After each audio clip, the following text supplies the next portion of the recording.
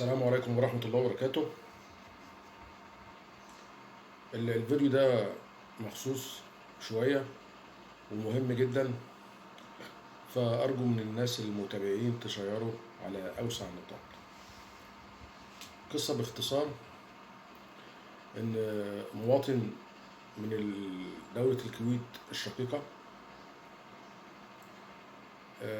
صبح الصبح وقال لك إيه، أنا هتهم كل المصريين اللي عندهم سيارات بإنهم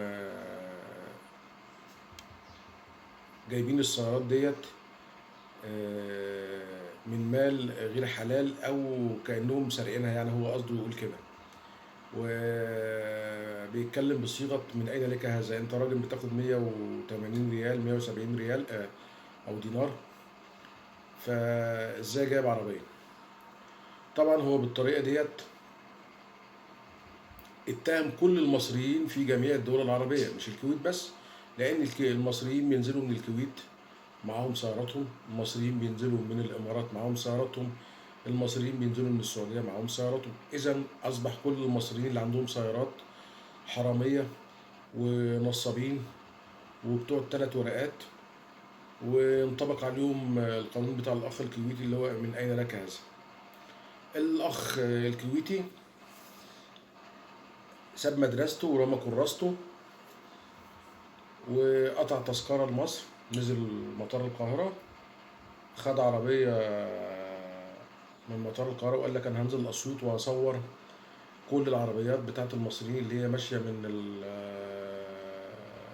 القاهره للاسيوط ديت وشايله النمر الكويتيه. طبعا انت كده تعديت على سياده الدوله وتعديت على امن الدوله. اساسا المصري ما يحقلوش في بلده ان هو يصور الطرق والكباري والمنشآت، لان طبعا هيصادفك منشآت حساسه انت تصورها على اي اساس؟ هنا القانون بيعاقبك. نيجي للنقطة الأهم، أنت اتهمت المصريين بناء على إيه؟ هل يا ترى في حد فوضك لكده؟ هل يا ترى أنت شاكك في حد مصري؟ أنت شاكك في واحد مصري تقدم الأدلة بتاعت الشك بتاعتك وتقاضيه في محكمة، لكن أنت كده شكيت في كل المصريين في الكويت خاصة وفي الدول العربية عامة اللي بينزلوا معاهم سيارات.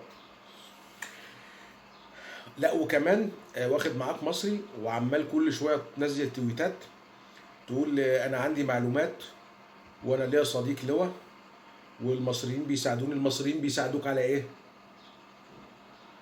واخر تويته بقى اللي هي التويته الغريبه اللي هي تدخله في كلبوش رسمي يمكن ما يطلعش منه غير بتدخل الكبار في الدوله بتاعته، ويقول لك انا بشكر وزاره الداخليه المصريه اللي هي ساعدتني. ساعدتك في ايه؟ وجاب سيره لواء ما نعرفوش. المهم ساعدتك في ايه؟ انت تعديت على سيادة الدولة، تعديت على المصريين الشرفاء بالباطل، وان هم حرامية وان هم نصابين وي وي وي وي كل دوت بالتغريدة بتاعتك او الفيديو بتاعك اللي انت نزلته اللي بتقول انا بصور عربياتهم. يعني ايه تصور عربياتهم؟ هو يعني مش من حقه يجيب عربية؟ انا هديك مثال بسيط. انا كراجل مواطن مصري انا نزلت السعوديه سنه 2011 واتعرض عليا عربيه سكودا اوكتافيا موديل 2005 ب 3000 ريال سعودي، يعني راتب شهر. فالعربيه مش مستحيل ان اي حد يجيب عربيه. برضو العربيات في الكويت هتلاقيها على قد الفلوس بتاع المصريين. فانت ازاي تتهم المصريين بالطريقه الفجه دي؟ انت نزلت اسيوط وتعديت على اهل اسيوط، والفيديو ده انت ما نزلتوش غير بعد ما صورت. بتقول انا نزلت اسيوط. ايه اللي انت نزلتها والناس تعرف منين ان انت كنت بتصور عشان تتكلم في الفيديو المشين بتاعك ده اللي بتتهد؟ يعني اشمعنى يعني محافظة اسيوط اللي انت اخترتها؟ هل يا ترى مثلا بينك وبين واحد مصري عايش في اسيوط ضغائن؟ ليه ما اخترتش اسكندريه؟ ليه ما اخترتش المنوفيه؟ ليه ما اخترتش الغربيه؟ ليه ما اخترتش الاسماعيليه؟ اشمعنى اسيوط؟ انت جاي على خط الصعيد، احد ركائز الرجوله في مصر، وتقول العربيات اللي نازله اسيوط؟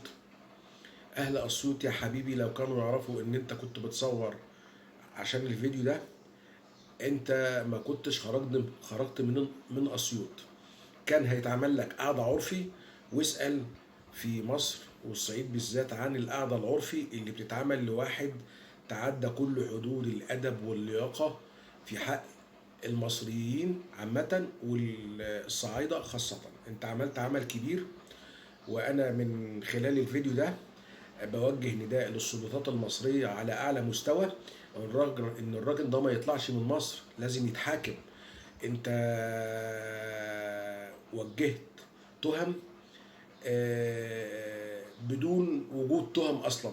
يعني انت تعديت السلطات الكيوتية، خليت المصريين كلهم في الكيوت حرامية، وتعديت السلطات المصرية لما دخلت وصورت وقلت بوجه الشكر لوزارة الداخلية المصرية. انت كده بتعمل أزمة ما بين وزارة الداخلية المصرية والمواطنين المصريين، فيما معناه ان سمحت لك انك انت تصور وي وي وي وي. انت تعديت حدود الأدب مع المصريين، وتعديت حدود وتخطيت حدود الأمن القومي لدى مصر، انك انت تتصور طرق ومنشآت وانت ماشي، وعملت فتنة ما بين الشعب المصري والشعب الكويتي. فمن هنا أرجو من السلطات المصرية إنها تتدخل، والراجل ده لازم يجي ويتحاسب، لأنه هو ذم في كل المصريين. المصريين من قديم الأزل بينزلوا الخليج ومعهم عربياتهم، فما بقتش تهمة إن المصريين عشان عندهم عربيات يبقوا كده حرامية. اتقي الله في نفسك وفي المصريين وفي بلدك، لانك انت عملت ازمه كبيره جدا لا يحمد عقباها. والازمه ديت هتكبر وانت مش واخد بالك. انت كوره من التلج، قعدت تدحرجها وهي طول ما هي بتتدحرج بتكبر بتكبر بتكبر بتكبر. عملت ازمه ما بين المصريين وما بين الكويتيين. وكان اذكر المصريين ان كان في فيديو قبل كده بمصري بيتهان في الكويت من واحد كويتي. انا بلعن الايام اللي خلت المصريين يقابلوا في الغربة اصناف زي حضرتك. انت بوظت العلاقة ما بين الشعب المصري خاصة وشعب الصعيد عامة، وما بين الإخوة الكويتيين. كل ده بسبب إنك أنت عايز تعمل شو، لأن اتضح لي من خلال صفحتك إنك أنت ناشط، معرفش ناشط حقوقي ولا ناشط سياسي ولا ناشط إيه بالظبط. وكمان التويتات اللي أنت نزلتها بتقول فيها إن أنت معزوم في فرح في أسيوط، واللي عايز يجيلي يجيلي، وانا بعدها اروح بني سويف. يعني انت شغال ايه بالظبط؟ انت شغال جاسوس؟ وانا ليا مصادر في انت بتوقع ما بين الاهل والناس. ليا مصادري، وهطلع من بني سويف اروح اسكندريه. الله الله الله الله الله يا حبيبي، الشغل دوت اصلا ده شغل مخابرات عامه وامن دوله، بوليس دولي. انت بتعمل حاجات السلطات لازم تاخد بيها تصريح. يعني انا في مصر عشان السلطات المصريه تتبع تليفوني لازم تاخد تصريح من النيابه العامه. انا كمصري عشان اصور الطرق لازم يبقى معايا تصريح، والهدف منه ايه؟ انت تعديت كل الحدود الامنيه، كل الحدود الامنيه تعدتها، وخصوصا ذكرك انك انت معاك اشخاص بيمدوك بالمعلومات. انت موضوعك كبير ومش هينسكت عليه. وانا بوعدك انك انت دخلت مصر امن، يدخلوها بسلام امنين، ولكن مش هتطلع امن. لازم هتطلع تتسأل انت عملت كده ليه، ومين اللي وزك، وغرضك ايه. ونداء اخير بوجهه للمصريين، ما تاخدوش بكلام الراجل ده لانه غير عاقل اللي بيعمله. ممكن يكون مهتز نفسيا، ممكن يكون من الجماعه بتوع الخبطات الشو اللي هي بتكبر حساباتهم على تويتر وفيس والحاجات ديت. فبقول للمصريين اهدوا، مفيش حاجه ابدا مهما كانت توتر العلاقات ما بيننا وما بين الشعوب العربيه وخصوصا دول الخليج. واخر نداء بوجهه للسلطات المصريه، الراجل ده لازم يتحاسب، لازم يتعاقب. الراجل ده صفع المصريين ورماهم بافظع التهم اللي هي مش موجوده اساسا. انت لو عايز تتهم مصري وانت كويتي، اتهمه في بلدك، اتهمه في بلدك، لكن تيجي في بلده تتهمه بالطريقه الفجه دي، انت عملت عمل مشين، تحديت تعديت كل حدود اللياقه والادب والاخوه ما بين الشعوب المصريه وشعوب الخليج. دي قضيه امن قومي يا حبيبي.